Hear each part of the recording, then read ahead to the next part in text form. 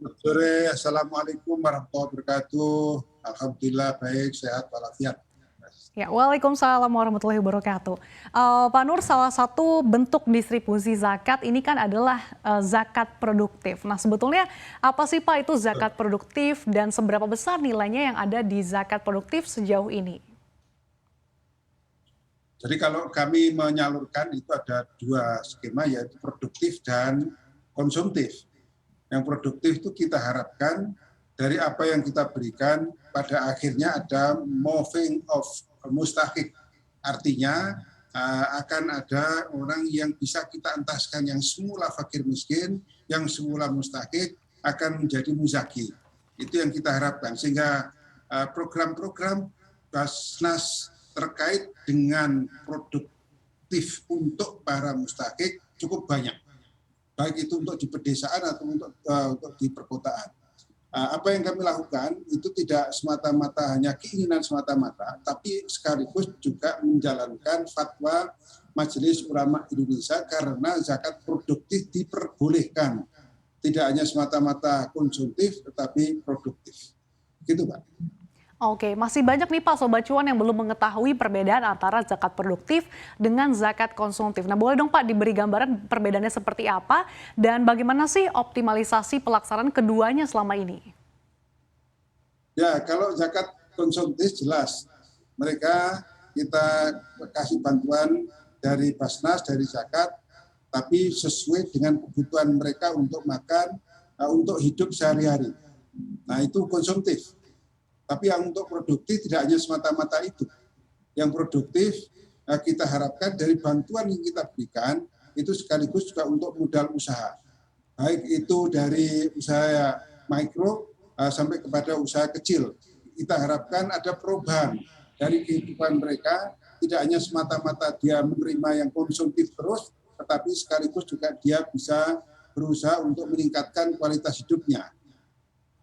Sehingga zakat konsumtif memang masih kita salurkan karena yang butuh juga sangat banyak sekali. Apalagi di masa pandemi kemarin sangat banyak sekali. Tapi untuk zakat produktif memang tidak sebanyak yang konsumtif. Maka dari itu sudah kita pastikan atau kita harapkan ke depan akan ada 56 juta orang penerima manfaat dari zakat, apakah itu zakat fitrah, sekaligus juga zakat korban atau yang berupa korban, dan juga zakat mal. Yang zakat fitrah tentu saja sesuai dengan apa yang sudah kita peroleh, kemudian kita salurkan. Zakat mal juga yang kita peroleh, dan kalau itu berarti yang zakat mal ini kami akan bagi dua, yaitu zakat untuk produktif dan zakat untuk konsumtif. Zakat untuk produktif tadi sudah kami sampaikan, di antaranya adalah untuk memberikan manfaat kurang lebih 56 juta orang. Berupa apa?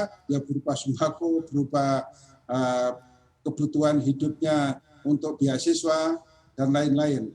Sedangkan untuk produktif jelas kebutuhannya adalah untuk kebutuhan usaha. Jadi artinya mereka sudah punya niat untuk berusaha, fakir miskin, kita bantu, kita dampingi sehingga mereka akan berubah dari yang semula mustahik untuk menjadi seorang muzaki. Itu harapannya. Oke, jadi kalau untuk zakat produktif itu bantuan yang diberikan tidak semata-mata untuk kehidupan sehari-hari ya Pak, tapi juga berupa bantuan untuk di bidang usaha. Nah, tapi kalau dari segi pengelolaan, ini contohnya seperti apa sih Pak? Dan ini targetnya dari mana saja nih Pak? Ya, target untuk produktif kita bagi menjadi dua, yaitu di daerah-daerah perkotaan dan juga daerah pedesaan. Contohnya, untuk program ekonomi pedesaan, kami punya program community development, punya program ketahanan pangan, ada lumbung pangan, ada balai ternak ayam, balai ternak domba, balai ternak sapi, ekonomi pesantren, dan sekaligus juga program-program khusus yang diinginkan oleh mereka yang ada di pedesaan tersebut. Artinya kita tidak hanya membatasi itu saja, kita akan melihat ada program-program yang diharapkan oleh masyarakat desa yang bisa dikembangkan. Kemudian untuk di perkotaan, meskipun ini juga nanti berlaku di pedesaan, ada program ZMAT, ada Z-Chicken, kemudian ada Z-Auto tadi baru saja kita luncurkan Z-Auto.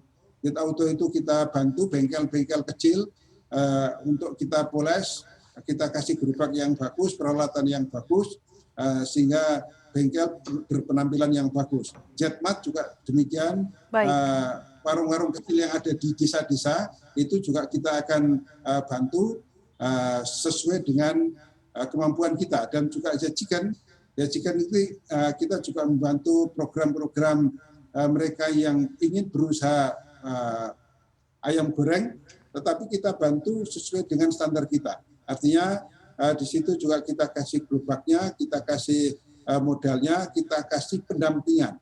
Jadi semua zakat produktif itu berdasarkan pada kebutuhan mereka, sekaligus juga apa yang telah diskemakan oleh Basnas, dan semuanya itu akan ada pendampingan kepada mereka-mereka yang mendapatkan zakat produktif tersebut. Oke, baik. Pak Nur, zakat ini kan merupakan salah satu instrumen keuangan sosial syariah yang memiliki peranan penting dalam pemulihan ekonomi nasional. Nah, seiring dengan perkembangan digitalisasi yang kalau kita lihat juga kian maju dan juga mengubah gaya hidup masyarakat, seperti apa sih pertumbuhan zakat gitu di Indonesia, dan kira-kira seberapa besar nih target dan juga potensi zakat di Indonesia pada tahun 2022 ini?